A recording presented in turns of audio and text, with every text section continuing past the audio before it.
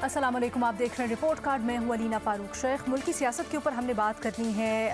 क्या मद्दोजज़र इस वक्त चल रहे हैं सियासत के ऐवानों में, क्या इस वक्त गर्मा गर्मी है, लेकिन सबसे अहम इस वक्त मामला है मुल्क की मईशत। और ये जो खदशा जाहिर किया जा रहा है कि पाकिस्तान डिफ़ॉल्ट के बड़े करीब अगर IMF के प्रोग्राम में हम नहीं जाते तो इसमें नून लीग के अंदर से ही दो बड़ी आवाज़ें इनकी आपस में ठन गई है। मिफ्ता इस्माइल साहब जो कि साबिक वज़ीर ख़ज़ाना हैं, वो हैं मुकाबले में मौजूदा वज़ीर ख़ज़ाना इसहाक डार के। हुआ कुछ यूँ कि जो इसहाक डार साहब हैं वो तो मुसलसल एक रोज़ी पिक्चर पेंट कर रहे हैं। वो कह रहे हैं कि सब अच्छा है, सब काबू में है, उनके कंट्रोल में है, कोई डिफ़ॉल्ट का ख़तरा नहीं है। यहाँ तक कि हामिद मीर साहब से गुफ्तगू करते हुए उन्होंने कहा कि लिख कर ले लें, मुल्क डिफ़ॉल्ट नहीं करेगा। उन्होंने कहा सब ट्रैक पर है, इक़दाम कर रहे हैं, मईशत हमारे कंट्रोल में है। लेकिन गुज़श्ता रात साबिक वज़ीर ख़ज़ाना मिफ्ता इस्माइल साहब आए शाहज़ेब खानज़ादा साहब के प्रोग्राम में और उन्होंने डार साहब के सब अच्छा है कि बयान की तरदीद कर दी। उन्होंने कहा डिफ़ॉल्ट का ख़तरा अभी नहीं टला, अगर हमने इक़दाम ना किए और IMF के प्रोग्राम में ऑन बोर्ड ना हुए तो फिर पाकिस्तान के लिए बड़ी मुश्किल हो सकती है। यही नहीं बल्कि दीगर उन्होंने ज़रा ख़तरे की घंटी भी बजाई है। लेकिन पूछना हमने ये है अपने तज्ज़ियाकारों से कि दोनों में से किसका बयान दुरुस्त है। क्या मिफ्ता इस्माइल साहब जो कह रहे हैं वो सही है, क्योंकि मिफ्ता साहब एक ऐसी पोजीशन में है जहां पर पहले वो वज़ीर ख़ज़ाना थे लेकिन अब वो नहीं हैं। कुछ ये भी कहा जाता है कि सरदमोहरी भी है उनकी पार्टी में कुछ लोगों के साथ। लेकिन दूसरी जानिब वज़ीर ख़ज़ाना मौजूदा इसहाक डार साहब जो कि इस पोजीशन में है कि वो हुकूमत की नुमाइंदगी भी कर रहे हैं, कुछ सियासी बातें भी हैं जो उनको रखनी होती हैं। ऑफ कोर्स हिकमत को देखना होता है, सियासी हिकमत अमली को। तो एग्जैक्टली सही पिक्चर पेंट कर कौन रहा है, अपने तज्ज़ियाकारों से समझने की कोशिश करेंगे। सवाल इसके लिए हमारा यही कि इसहाक डार या मिफ्ता इस्माइल, किसका बयान, किसकी बात दुरुस्त है, किस में ज़्यादा वज़न है। हमें ज्वाइन कर रहे हैं इरशाद भट्टी साहब, शहजाद इकबाल साहब, महमूद सरफराज साहिबा और सुहेल वड़ाइद साहब भी हमारे साथ मौजूद हैं। शहजाद, नेचुरली मैं आपसे स्टार्ट करूंगी, आप बताइएगा किसके बयान में आप इस वक्त वज़न ज़्यादा देखते हैं। अलीना, मेरे ख्याल से एक तो ये जो आपने कहा कि दोनों के दरमियान ठन गई है, हाँ। वो अभी से नहीं है। जब ये हुकूमत आई थी उस वक्त से, जब मिफ्ता इस्माइल साहब वज़ीर ख़ज़ाना बने थे तो इसहाक डार साहब जो है उनकी पॉलिसीज़ पे तनकीद कर रहे थे, और अब जब इसहाक डार साहब बने तो मिफ्ता इस्माइल साहब क्रिटिसाइज़ कर रहे हैं उनकी पॉलिसीज़ पर। तो दोनों का पॉइंट ऑफ व्यू बिल्कुल डिफरेंट है। बल्कि कल तो मिफ्ता इस्माइल साहब ने ये भी कह दिया कि मेरे खिलाफ आर्टिकल भी छपवाए इसहाक डार ने और सहाफ़ियों को कॉल करके जो है बुराइयां करते थे। ये भी मिफ्ता इस्माइल साहब ने कल जिक्र किया उस प्रोग्राम में। लेकिन मुझे वैसे पॉलिसी वाइज जो स्टेटमेंट है, डॉक्टर मिफ्ता इस्माइल ठीक कह रहे हैं कि अगर IMF के पास हम जल्द ना गए, यानी कि हमारा 9th रिव्यू जो है वो ना हुआ और IMF ने हमें पैसे नहीं दिए, तो यकीनन पाकिस्तान के जो डिफॉल्ट के खतरात हैं वो बहुत ज़्यादा बढ़ जाएंगे। अल्लाह ना करे पाकिस्तान डिफॉल्ट करे, लेकिन ये बात उनकी बिल्कुल दुरुस्त है कि जो भी कमिटमेंट्स हों, चाहे वो आपकी बायलैटरल लोन्स की हो या जो दूसरे इदारे आपको पैसे देते हैं, वर्ल्ड बैंक हो गया, एशियन डेवलपमेंट बैंक हो गया, वो उसी वक्त आपको देते हैं जब आप IMF प्रोग्राम में हो। IMF अगर क्लीन चिट आपको ना दे तो बड़ा मुश्किल होगा कि आपको दूसरे कोई जो एजेंसीज हैं वो पैसे दें।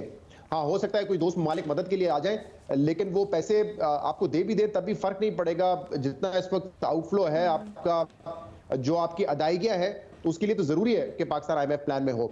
और मुझे नहीं पता इसहाक डार साहब के पास कौन से वो आदाद शुमार है जिसकी वजह से वो कह रहे हैं कि इकॉनमी दुरुस्त सिमत में है। मुझे तो कोई ऐसा इशारा नहीं नजर आता। मतलब अगर आप महंगाई देखें तो पाकिस्तान तरीके इंसाफ के दौर से वो डबल से ज्यादा हो चुकी है। PMLN हुकूमत कह रही थी कि साल के आखिर में हम महंगाई पे कंट्रोल कर लेंगे, लेकिन महंगाई कम होने का नाम नहीं ले रही है। रेमिटेंसेस जो है वो हर साल हर महीने अब कम होती जा रही हैं, क्योंकि ओपन मार्केट में इस वक्त जो डॉलर का रेट है वो बहुत बेहतर है।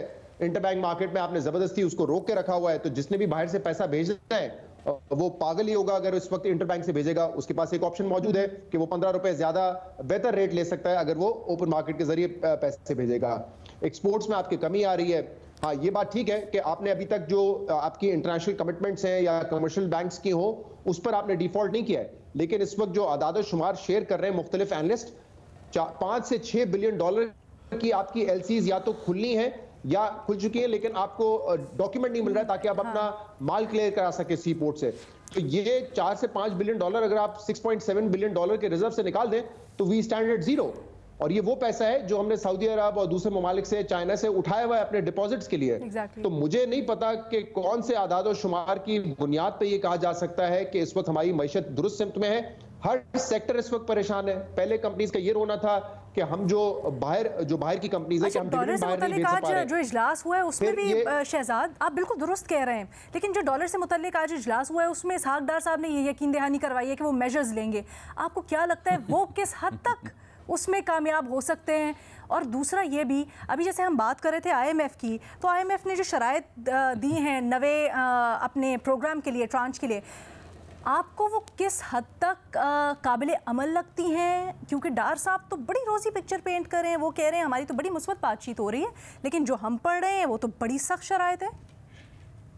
पता नहीं मुस्बत बातचीत कहाँ से हो रही है। अभी पिछले हफ्ते इसहाक डार साहब ने ये कहा था कि अगर आईएमएफ नहीं आता तो ना आए, मैं उनकी मेहनत नहीं करूंगा, वो स्टेटमेंट दे रहे थे। तो कहीं से भी नहीं है। डेडलॉक किया है। डेडलॉक ये है कि वो चाहते हैं कि जो पिछले क्वार्टर की परफॉर्मेंस है उस पर नवा रिव्यू हो जाए, पैसे हमें दे दें। आईएमएफ कहता है कि अब ऐसा नहीं होगा, आपने पूरे साल का हमें एस्टिमेट देना है कि रिहेबिलिटेशन जो फ्लड्स में होनी है उसका कितना पैसा दरकार है, आप हमें पूरी उसकी बजटिंग करके दें। ये इस वक्त डेडलॉक है और जब तक वो नहीं करेंगे हम आईएमएफ आगे नहीं बढ़ेगा। अब ये बात दुरुस्त है कि कुछ पीटीआई की पॉलिसीज थी, कुछ पीएमएलएन की हुकूमत ने डिले किया जिसकी वजह से आईएमएफ का प्रोग्राम खराब हुआ है। लेकिन देखें आईएमएफ अब बदल गया है, पाकिस्तान के दोस्त ममालिक भी बदल गए हैं। पहले बड़े आसानी से पैसे मिल जाते थे, वजीर आजम थे, चीफ ऑफ आर्मी स्टाफ के साथ जाते थे, पैसे लेके आ जाते थे। लेकिन इनफ इज इनफ, एक लिमिट होती है ना। बार बार आप जाएंगे किसी भी मुल्क के पास पैसे लेने के लिए तो ऑब्वियसली ऐसा नहीं है कि वो झोली खोल के रख देंगे अपनी। आईएमएफ जब पिछला जो दौर था जिसमें इसहाक डार साहब कहते हैं कि हमने बड़ा कामयाबी के साथ वो आईएमएफ प्रोग्राम मुकम्मल किया था, उसमें गालिबन 17-18 जो है उसको रिलीफ हमें मिले थे, तब जाके वो प्लान वो हुआ था। अब आईएमएफ जो है किसी भी मूड में नहीं है कि पाकिस्तान को किसी किस्म की रियायत दे, तो जो शराइत है वो माननी पड़ेगी, वरना प्लान से बाहर। तो सियासी बयान की हद तक तो ठीक है कि आईएमएफ नहीं आता तो ना है, लेकिन अगर आईएमएफ नहीं आता तो पाकिस्तान के लिए बहुत बड़ी कॉस्ट होगी। सोहेल वड़ायत साहब, सर मुझे याद है कुछ महीनों पहले जब इसहाक डार साहब नहीं आए थे तो आपने कहा था इसहाक डार साहब आएँ, कुछ ना कुछ वो हमें रास्ता दिखा सकते हैं, बेहतर कर सकते हैं। सर अब आपका क्या ख्याल है? अब डार साहब जो बात कर रहे हैं, कहते तो हैं कि मईशत पर सियासत ना करें, लेकिन सर क्या पार्टी के अंदर से ही मईशत पर सियासत नहीं हो रही? सोहेल वड़ायत साहब, ये सही है कि मेरी तवक्कुआत थी इसहाक डार साहब से और अब भी तवक्कुआत है, और लेकिन मैं मिफ्ता साहब की बात जो है उसको भी रद्द नहीं कर सकता कि जब तक आईएमएफ नहीं आएगा उस वक्त तक हालात ठीक नहीं होंगे। क्योंकि माजी का हमें असद उमर साहब का वक्त भी याद है कि आईएमएफ लेट हुआ था और आईएमएफ लेट होने से डॉलर और सारा मुल्क जो था माशी बहरान का शिकार हो गया था। तो आईएमएफ बहुत ज़रूरी है, आईएमएफ को लाना और उसका इन टाइम हमें किस्त देना। मेरा ख्याल है डार साहब को इस बारे में रिव्यू करना चाहिए, और जो पॉलिसियाँ चल रही हैं ये ठीक नहीं है। महंगाई बढ़ रही है, एलसीज खुल नहीं रही, और जो माशी तौर पर लोग परेशान हैं। मेरा ख्याल है कि बड़ी अंदर की खबरें होती हैं सर आपके पास। हाँ, हमें ये बताएं ना, ये जो टीवी पे आके, ट्विटर पे आके एक दूसरे के खिलाफ बयानबाजी हो रही होती है, कि वाकई में पार्टी के अंदर भी ऐसा ही है, सियासत हो रही है, डार साहब नहीं सुनते मिफ्ता साहब की और मिफ्ता साहब नहीं सुनते डार की? मेरा ख्याल है ये उससे ज्यादा है, क्योंकि पार्टी के अंदर तो बातें होती हैं दबे दबे, लेकिन जब पार्टी से बाहर आनी शुरू हो जाए तो ये तशवीशनाक हो जाता है। ये बाहर तो तब आती हैं जब पार्टी के अंदर से चीजें निकल आती हैं। ये तो और भी लाउड चीज है। तो जब पब्लिक में आप डर्टी लीडर को, अपने इख्तलाफात की डर्टी लीडर को पब्लिक में धोते हैं, तो ये तो बड़ी शर्मनाक बात होती है। तो मेरा ख्याल है इनको कोई मना नहीं कर रहा। डार साहब वैसे तो बड़ी टावरिंग शख्सियत है पीएमएलएन की, मुज़ाकरात भी वही कर रहे हैं पीएमएलएन की तरफ से सदर अलवी से, और पिछले नवाज शरीफ के दस्ते रास्त भी हैं, लेकिन मईशत नहीं संभल रही। सच ये है कि जो उनसे तवक्कुआत थी वो पूरी तरह पूरी नहीं हो रही। ठीक है जी, एक छोटी सी हम ब्रेक लेते हैं, उसके बाद वापस आते हैं। शायद भट्टी साहब बड़ा हंस रहे हैं, लेकिन भट्टी साहब गुड कॉप बैड कॉप वाला आंसर नहीं अब आपका चलेगा, अब कुछ और आपको बताना होगा। एक छोटी सी ब्रेक लेते हैं, उसके बाद भट्टी साहब और मेमन क्या राय रखते हैं, जाए।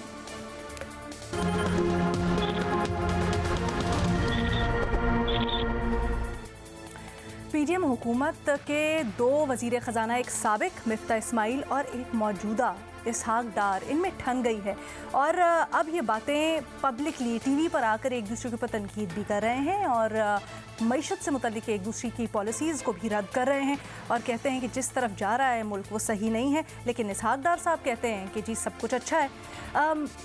ये जो सारी सिचुएशन है इरशाद भट्टी साहब, इसका नुकसान मुल्क को हो रहा है और ऐसे लग रहा है अवाम ख़ास तौर पे उसमें तासुर है कि शायद इनके पास भी कोई प्लान नहीं है और अब आखिरी उम्मीद शायद इसहाक डार साहब जिनसे मुतल्लिक ये कहा जा रहा था कुछ महीनों पहले तक कि शायद वो कुछ कर जाएं, वो भी नहीं है। तो सर अब क्या हो आगे? पहली बात तो ये है मैडम शेख के खुशी हुई कि डॉलर पर इसहाक डार साहब ने एक इजलास कर लिया है। आज रात कम से कम डॉलर की नींदें उड़ जाएंगी और मुझे यकीन है अगर डॉलर बाज ना आया तो कल या परसों इसहाक डार साहब और हुकूमत उसे तोशा खाना की कोई एक घड़ी पर ज़रूर एक केस बनाएगा ताकि इस डॉलर की औकात सीधी सामने आए। दूसरी बात मैडम शेख कि ये आपको लगता नहीं कि टॉम एंड जेरी की कहानी चल रही है, एक मिजाहिया फिल्म चल रही है, कार्टूनों से वास्ता पड़ा हुआ है। यानी इसहाक डार टावरिंग पर्सनैलिटी की वाहिद क्वालिफिकेशन क्या है? समधी हैं नवाज शरीफ साहब के, बस और क्या है? और इसके अलावा बताएं कोई क्वालिफिकेशन, कोई 5 साल वो जो झूठ बोल के जो उन पे हमें जो उन्होंने झूठ बोला था और हमने जुर्माना भर चुके हैं उनका IMF से। और आप देखें ये तो मुझे दोनों गलत लगते हैं मैडम शेख। मुझे तो इमरान खान आज सच्चा लगता है कि जो कह रहा था कि मैं जब मेरे खिलाफ तरीके अदम एतमाद आ रही थी उस वक्त मैंने शौकत तरीन को भेजा था कि ये मईशत नहीं संभाल पाएंगे। हम तो उस वक्त मैं भी समझता था कि इमरान खान मईशत नहीं संभाल पाएगा, ये संभाल पाएंगे, लेकिन अब संभाल पाए।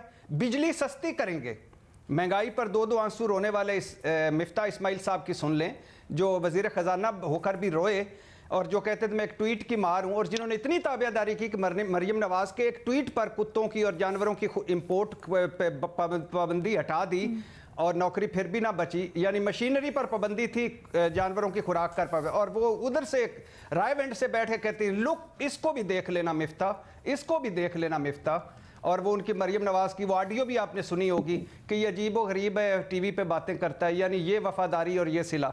अच्छा मिफ्ता क्या कहते थे? महंगाई सस्ती, बिजली सस्ती करेंगे, महंगाई कम करेंगे, हम शरह सूद कम करेंगे, हम सर्कुलर डेट कम करेंगे, हम सरमायाकारी लाएंगे, और उसके बाद सऊदी अरब UAE कतर से पैसे आएंगे। नहीं वो आर्मी चीफ चला गया, इसहाक डार साहब और मिफ्ता इस्माइल साहब, जमहूरियत आ चुकी है। मुशर्रफ साहब के वो तकरीर आखिरी याद करें जिसमें उन्होंने कहा था इस मुल्क का खुदा याफिज जब जमहूरियत आई थी। अब आप खुद मांगेंगे IMF को। अच्छा IMF क्यों नहीं आएगा जी? और साल के आखिर तक 16 अरब के डॉलर के ज़र मुबादला हो जाएगा। अच्छा ये क्या कहते थे? ये जो उधर से रोज एवन फील्ड से एक टीवी प्रोग्राम करते थे, उन साफियों को भी सलाम जो इनको इनमें ढूंढते थे कि ये मईशत का बाबा है। आ गया ना बाबा, ठंड पड़ गई सारों को। और रोज मिफ्ता की क्लास लेते थे, रोज। अच्छा, बाबा डिफॉल्ट कहते हैं, आपने इनको बाबा मईशत बना दिया। हाँ ये बाबा मईशत है, ये लेके जाएगा, वहां लेके जाएगा। ठन गई, ये ठन नहीं गई, ये नलायकी निकल के बाहर आ रही है। और अच्छा और दोनों का ख्याल था, दोनों मुत्तफिक थे। इमरान खान निकम्मा है ना अहल है, दोनों इस पर मुत्तफिक थे कि हम अहल हैं, हम तजर्बाकार है, सारे मसाइल का हल है। IMF आया है, महंगाई का क्या हुआ है, डॉलर का क्या हुआ है, ज़र मुबादला का क्या हुआ है, बाहर से कितने ओवरसीज तुम लोगों पे ट्रस्ट कर रहे हैं, इंपोर्ट एक्सपोर्ट का क्या हाल हुआ है। और ताजर अपने नहीं, आला हजरत इसहाक डार साहब आपके अपने बच्चों का बार कारोबार है, आला हजरत नवाज शरीफ। अच्छा वो कहते हैं ना कि हालात इतने बुरे हो गए थे कि हम कोशिश कर रहे हैं, तो कुछ ना कुछ बेशक छोटी मोटी लेकिन बेहतरी आ रही है। महमल के पास मैं जाऊं इससे पहले शहजाद, अगर आप थोड़ा सा इस सवाल का जवाब दें। मैं बिल्कुल बताते जाएं, मैं चाहती हूँ शहजाद बड़े अच्छी तरह आदादोशुमार से इसके ऊपर बात कर सकते हैं। मेरा लिखें, याद लिखें, इमरान खान का बयान दुरुस्त था, ये पूरा लिखें। मैं एग्जैक्टली यही पूछना चाहती हूँ शहजाद, अगर आप हमारी रहनुमाई कर सकें इसमें। मिफ्ता सही था या इसहाक डार साहब, इन दोनों को ग्लैमराइज ना करें, तबाह करके चले गए हमें आके साथ। शहजाद थोड़ा सा अगर हमारी रहनुमाई कर सकें इस पे। ये जो भट्टी साहब बात कर रहे हैं ये बिल्कुल एक जायज़ सवाल है। तो फिर क्या हम सबसे पहले तो ये समझे कि नून लीग या PDM का मिफ्ता को हटा के इसहाक डार को लाना गलती था? चले बाद वाली बात तो PDM का आना एक अलग टॉपिक। देखिए, अब पीएमएलएन खुद ये क्लेम करती रही कि हमें बड़े मुश्किल हालात में हुकूमत मिली और मिफ्ता इस्माइल साहब ने मुल्क को डिफॉल्ट होने से बचाया। मतलब वो 2-3 महीने इस बात का क्रेडिट लेते रहे कि हमने डिफॉल्ट होने से बचाया, और फिर उन्हीं को बड़ा अनसेरेमोनियली जो है निकाल दिया। वो चाहते थे कि शायद 6 महीने का टर्म उनका है एज ए फाइनेंस मिनिस्टर, अगर वो सेनेटर नहीं बनते वो मुकम्मल करने दिया जाए। लेकिन आखिर में तो यही खबरें थी कि लंदन में बड़ी नाराजगी थी, नवाज शरीफ बड़े नाराज थे, मरीम नवाज बड़ी नाराज थी उनसे। तो जो मुश्किल काम थे, जो ऐसे फैसले थे जिससे ऑब्वियसली आवाम पे बोझ पड़ना था, वो फैसले ले लिए गए। और फिर जब आपने कहा कि डिफॉल्ट से बचा लिया तो फिर उनको हटा के इसहाक डार साहब को लेके आ गए। अब इसहाक डार साहब की ये जिम्मेदारी है कि जो वो वादे कर रहे थे, दावे कर रहे थे, वो पूरे करें। हाँ, एक इशू जो है वो बड़ा इस वक्त जो दोनों के दरमियान बड़ा डिबेटिंग पॉइंट है वो ये है कि क्या हमने डॉलर को मैनेज करना है या डॉलर को मार्केट पे छोड़ देना है। और इसहाक डार साहब की पॉलिसी आज से नहीं, शुरू दिन से यही है कि हमने डॉलर को मैनेज करके रखना है। और पहले तो जले जब आपके पास रिजर्व्स होते थे ये मुमकिन होता था, लेकिन इस वक्त तो जो ये बबल बर्स्ट होगा तो आप देख लें ओपन मार्केट में आज 250 रुपए का डॉलर मिल रहा है। तो ये कहां से आप इंटरबैंक मार्केट पे सर्वाइव करेगा 226 227 पे। ये बबल बर्स्ट हुआ तो आपकी करेंसी फ्लैट हो जाएगी। इसीलिए जरूरी है आईएमएफ का प्लान। अच्छा, मिफ्ता इस्माइल साहब बिल्कुल इंटरवेंशन के हक में नहीं थे, वो बिल्कुल ओपन छोड़ा हुआ था, तो फ्री फॉल लग रहा था डॉलर में। मेरे ख्याल से ये कहीं ना कहीं हमें दरमियानी इस पे पोजीशन लेनी पड़ेगी कि आप ये नहीं कर सकते कि बिल्कुल ही आप ओपन मार्केट से, आप बिल्कुल ही फ्री मार्केट से हट जाए मार्केट प्लेस से और उसको मैनेज करके रखें, क्योंकि ये सस्टेनेबल नहीं होगा। तो मैम, मसला यही आ रहा है, ठीक है, दोनों शहजाद का ख्याल है, शहजाद मेरे भाई का ख्याल है कि सुबह डॉलर को छोड़ दिया करें, शाम को बांध लिया करें। सर नहीं, एक सेकंड, वो ये नहीं कह रहे, वो ये कह रहे मैकेनिज्म डेवलप करें। ना रोके ना, जबरदस्ती आप ना रोकें, लेकिन आप जो ऑब्वियसली आप ये नहीं कह सकते कि आपके पास अगर डॉलर नहीं है तो आप डॉलर मार्केट में फेंकते जाएंगे। ऑब्वियसली वो नहीं है हमारे पास, एग्जैक्टली। बट ये नहीं किया जा सकता कि आप डॉलर को एक जगह पे साहब से पूछे भाईजान से कि टावरिंग। सर नहीं, मैं महमल से पूछना चाहती हूँ, महमल को शामिल गुफ्तगू करना चाहती हूँ। महमल, आप बताइएगा, ये जो सारी एपिसोड हो रही है इसके ऊपर आप क्या राय रखती हैं?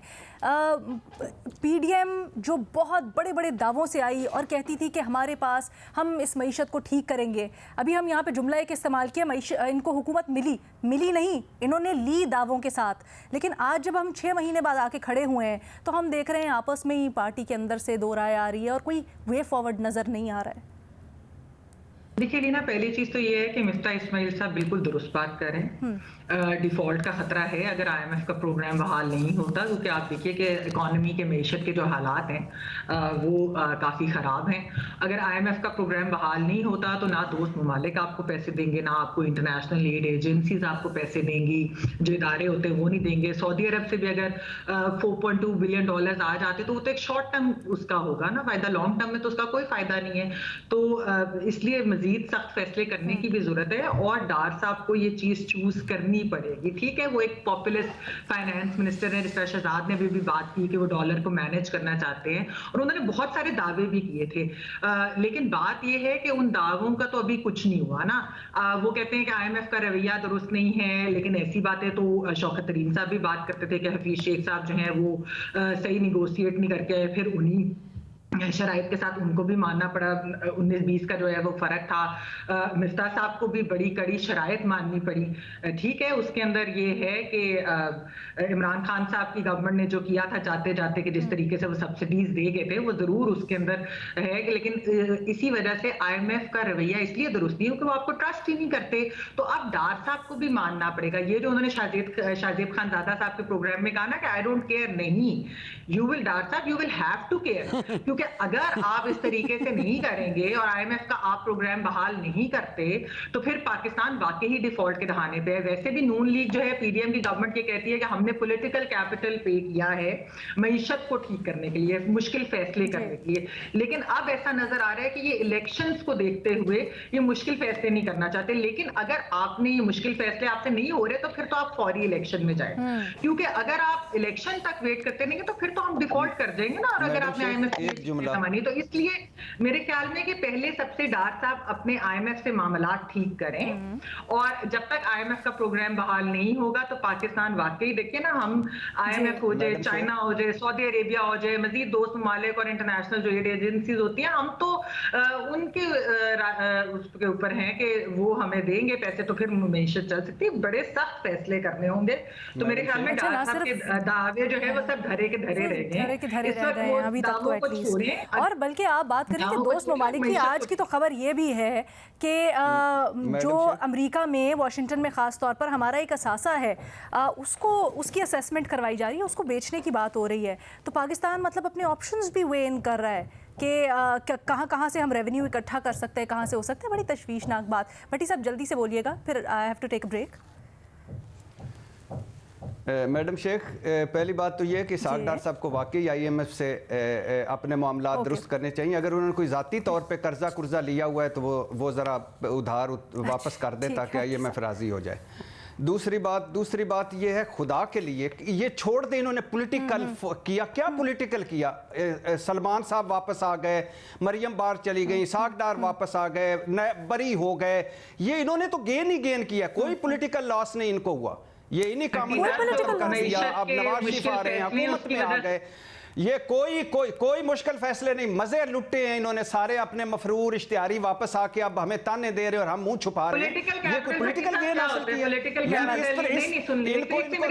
महमल जो बात कर रही है वो दूसरे तनाजुर में कह रही थी, सुन ले जरा। नवंबर की तकर्री करनी थी, कर लिया। नायब खत्म करना था, नवंबर की तकर्री। लेकिन भट्टी साहब, महमल ये कह रही हैं मेरी बात कि इकोनॉमी की, ये देखिए पॉलिटिकल कैपिटल लूज करने का मतलब ये होता है कि जब आप पंजाब के बाय इलेक्शंस होते हैं, आप किस बुरी तरह से हारते हैं। इन्फ्लेशन, जब आप अनपॉपुलर डिसीजंस करते हैं, IMF के आप प्रोग्राम में दोबारा जाते हैं, उसकी वजह से इतनी इन्फ्लेशन का ये हाल हो जाता है कि इस वक्त जब आपकी कॉन्फिडेंस से पहले आपकी पॉपुलैरिटी इधर थी, अब वो नहीं, इसलिए आए थे कि ये अपने केसेस खत्म करने थे, ये इसके लिए नहीं आए थे। आपके ख्याल में इससे फर्क नहीं पड़ता उनको? गले में पड़ गया। आपके ख्याल में फर्क ही नहीं पड़ता उनको इससे? ठीक है, वोट है पॉलिटिकल। अच्छा, ये बड़ी अहम बात है, इसके ऊपर मैं चाहूंगी हम एक ब्रेक के बाद बात करें। ठीक है, हम इसके ऊपर ब्रेक के बाद बात कर लेते हैं, क्योंकि इस वक्त जो इमरान खान ने ऐलान भी किया है असेंबली तहलील करने की वो डेट देने वाले हैं। ऐसे में आगे क्या इम्कानात हो सकते हैं, एक छोटी सी ब्रेक के बाद डिस्कस करेंगे हम।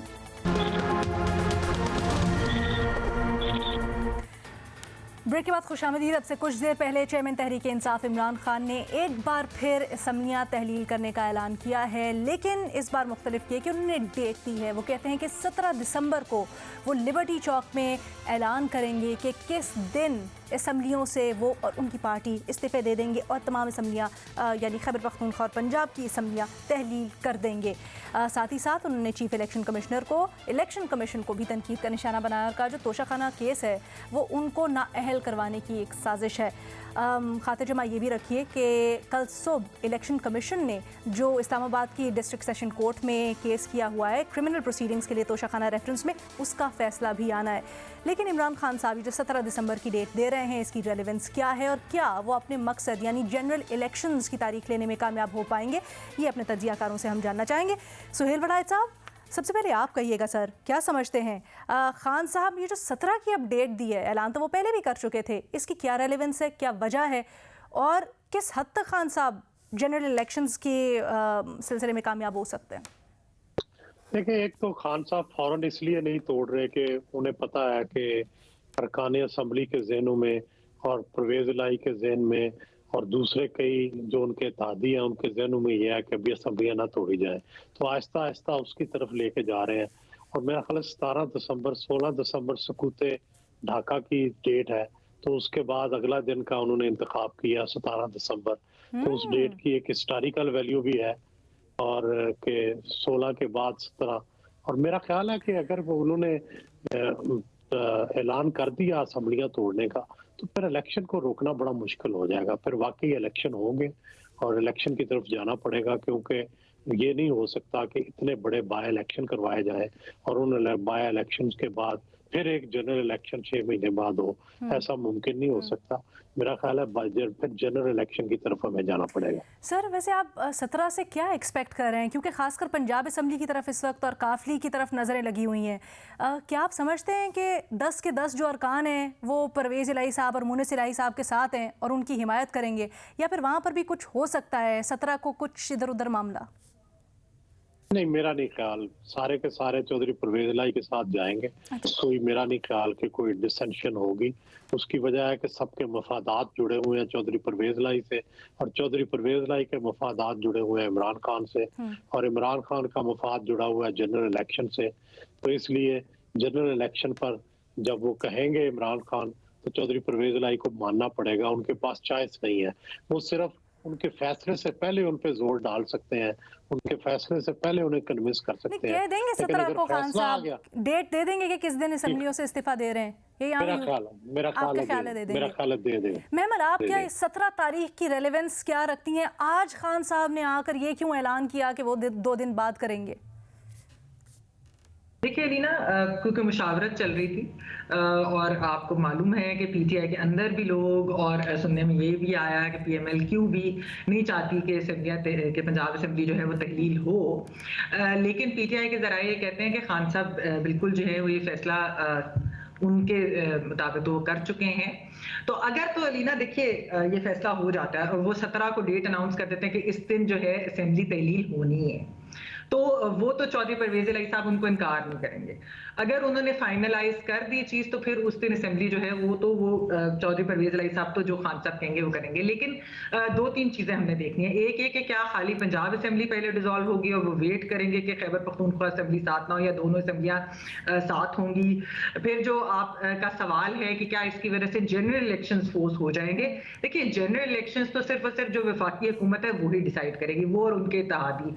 अगर ये 2 असेंबलियां फर्ज करें तहलील हो भी जाती हैं, तब भी सेंटर में भी एक हुकूमत है और सिंध और बलूचिस्तान की हुकूमतें क्या तहलील करती है? सिंध में पीपल्स पार्टी की गवर्नमेंट है, क्या वो अपनी असेंबली करते हैं तहलील के? नहीं। तो वफाक तो अभी किसी मूड में नहीं लगती, जो हालात हैं मईशत के, और वैसे भी उनको नजर आ रहा है इमरान खान साहब की पॉपुलैरिटी, तो क्या वो इस वक्त जाएंगे इलेक्शन के अंदर, जनरल इलेक्शंस के अंदर? तो वो नजर तो नहीं आ रहा। लेकिन जाहिर बात है कि वो किस किस्म के पॉलिटिकल प्रेशर बनता है, क्या होता है, वो एक अलग चीज है। लेकिन अभी खान साहब ने भी और पीटीआई ने भी ये चीजें डिसाइड करनी है कि क्या सिर्फ पंजाब असेंबली तहलील हो रही है या केपी असेंबली साथ हो रही है या कुछ अरसे बाद हो रही है। और पंजाब असेंबली तहलील करने में भी इनको कुछ फियर्स कन्वे किए गए थे, जिनमें से ये भी था कि अगर केयर टेकर सेटअप आता है, ये पीटीआई के अंदर के लोगों ने भी ये कहा कि अगर केयर टेकर सेटअप आता है तो क्या वो 90 दिन के लिए, जो कि आइन के मुताबिक तो 3 महीने के अंदर इलेक्शंस कराने होते हैं, लेकिन ये ना हो कि केयर टेकर सेटअप लंबा हो जाए।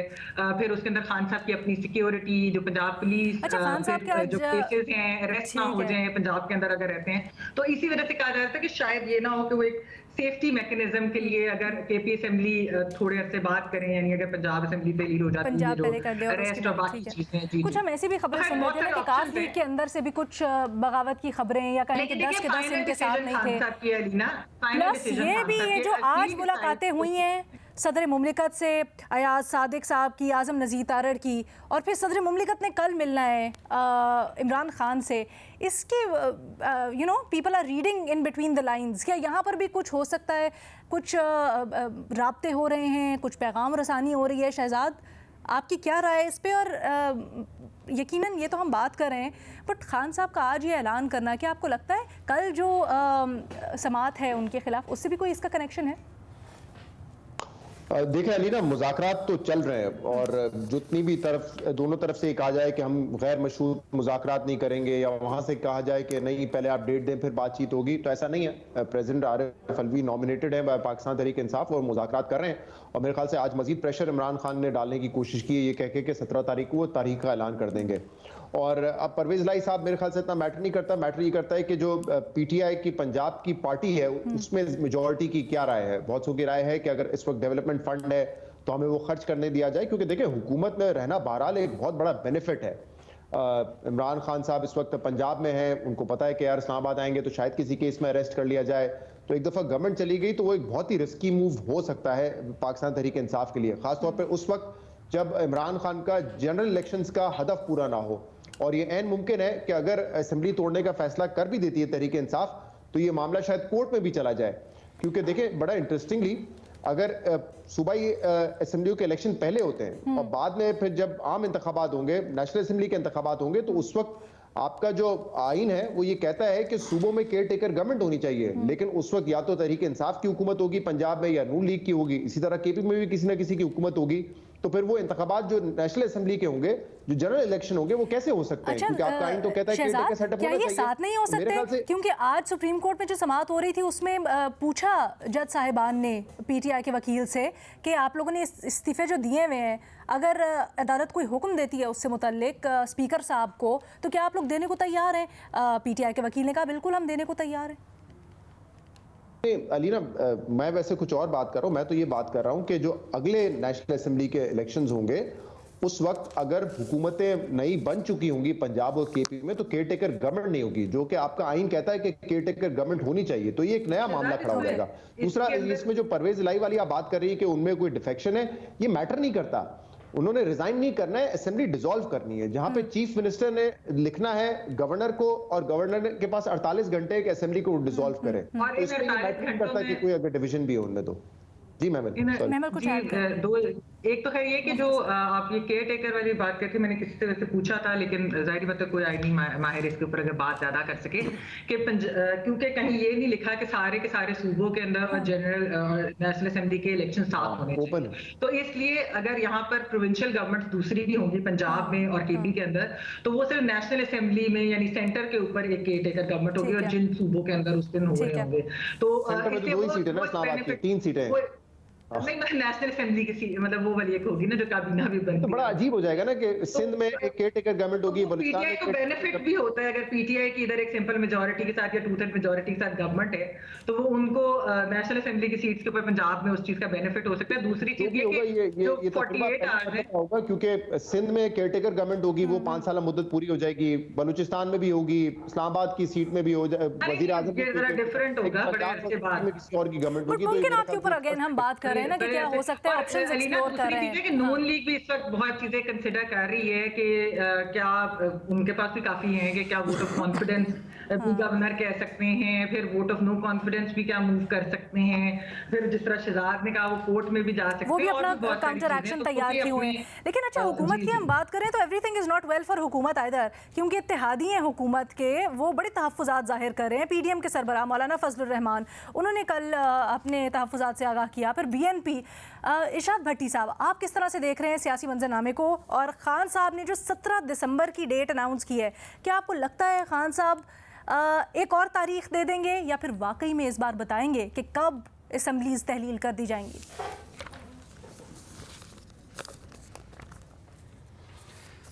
मैडम शेख, पहला तो मैं पुरजोर इत्तेजाज रिकॉर्ड करवाऊंगा कि जो आपने टिकर्स मांगते हुए कायदे इनकलाब का नाम लिया था उस पर।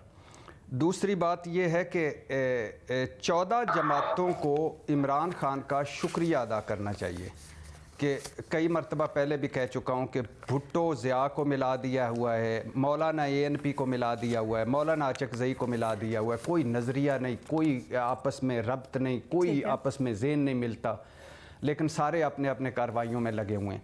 वफाक तो अल्हम्दुलिल्लाह बिल्कुल नहीं तोड़ेगा आखिरी दम तक, क्योंकि अभी तक इस गैर मकबूलियत, इस अधूरे एजेंडे, अभी काफ़ी केसेस रहते हैं, करप्शन केसेस, नवाज शरीफ रहते हैं तो, और सिंध को क्या पड़ी हुई है, अभी बिलावल का CV अप्रूव, पता नहीं आज भी मैं कहीं पढ़ रहा था न्यूयॉर्क पहुंचे हुए हैं खैर से, तो अभी कोई 10-12 मुल्क रहते हैं, वो हो जाएंगे, फिर वो इलेक्शन का सोचेंगे। लेकिन आप देखें इमरान खान 17 दिसंबर आ जाता है, 17 दिसंबर को वो एक डेट दे देते हैं, उस डेट पर असम्बलियाँ टूट जाती हैं या वो असम्बलियाँ तोड़ देते हैं, तो क्या करेंगे ये? हम क्या करेंगे? 24 करोड़ क्या करेंगे? चलो वो भी उधर भी दाव पेच लगाएंगे, उधर भी दाव पेच लगाएंगे, ये मुल्क क्या करेगा, कहाँ जाएगा? ये मौजूदा मुआशी दिवालियापन, मौजूदा सियासी अदम इस्तेकाम, मौजूदा नफरत, मौजूदा तकसीम, मौजूदा, हम अफोर्ड कर सकते हैं एक और अदालती जंग, एक और कानूनी जंग, एक और ऊपर मरकज सूबे और एक और ये जो दरमियान में है चढ़ जा सूली राम भली करेगा। और फिर अगर 14 जमातों को इलेक्शन लड़ना पड़ेगा तो 14 जमात कमाते हुकूमत कैसे चलाएंगे जब मईशत इतनी बुरी है? और फिर नवाज शरीफ साहब अगर वापस आ जाते हैं तो फिर क्या होगा? फिर एक सिचुएशन और इस रेलेवेंट सवाल उठा रहे हैं। सर मुंडवाते लेकिन मुझे ये बताएं, ये जो कुछ राब्ते हो रहे हैं, क्या आपको लगता है 17 से पहले कुछ इस सिलसिले में नतीजा निकल सकता है? कोई राब्तों के नतीजे में हो सकता है कि इमरान खान तहलील ना करें असम्बली और कोई दूसरा रास्ता इख्तियार कर लें? ये किस हैसियत में राब्ते कर रहे हैं, मुझे नहीं समझ आ रही। किस हैसियत में? राना सना कह चुके हैं कि आरिफ अलवी की हैसियत और औकात ही कोई नहीं है। कल ये सारे 7 बंदे बैठे हुए थे वजीर आजम समेत और कह रहे थे इस नहीं मैडम शेख, ये कल जो 7 वजीर आजम समेत बैठे हुए थे ये क्या कह रहे थे कि इस एहसान फरामोश से हमने मुज़ाकरात नहीं करने। कल हम रोते थे कि वो इनको चोर, डाकू, लुटेरा कहता है, फलाना कहता है। ये क्या करना क्या चाहते हैं? यानी इस तरह मुज़ाकरात 17 की तारीख क्यों? इस तरह होती है कि शुक्र तो फलाना तो फितना तो फसादी तो। भट्टी साहब सिर्फ इसका जवाब दे दे, फिर मेरे पास वक्त खत्म हो गया है प्रोग्राम में। मुझे ये बता दें टीटीपी से क्या कर ले सर, 17 तारीख क्यों दी है खान साहब ने आपके ख्याल में? क्या 17 को अनाउंस कर देंगे खान साहब? नहीं, मेरा ख्याल से अब 7 दिसंबर तो दे नहीं सकते थे, वो गुजर गई। 10 भी नहीं दे सकते। भट्टी साहब ने नॉन सीरियस आंसर ही देने। खान साहब जो मर्जी तारीख दें, भट्टी साहब ने नॉन सीरियस आंसर देने, कभी सही जवाब नहीं देंगे सवाल का। आप हमें इजाजत ही दे दीजिए सब जवाब पे। तो अल्लाह हाफिज। पूछना शुरू कर देना। हमें इजाजत दे भाई, हमें इजाजत दे प्रोग्राम से। अल्लाह हाफिज।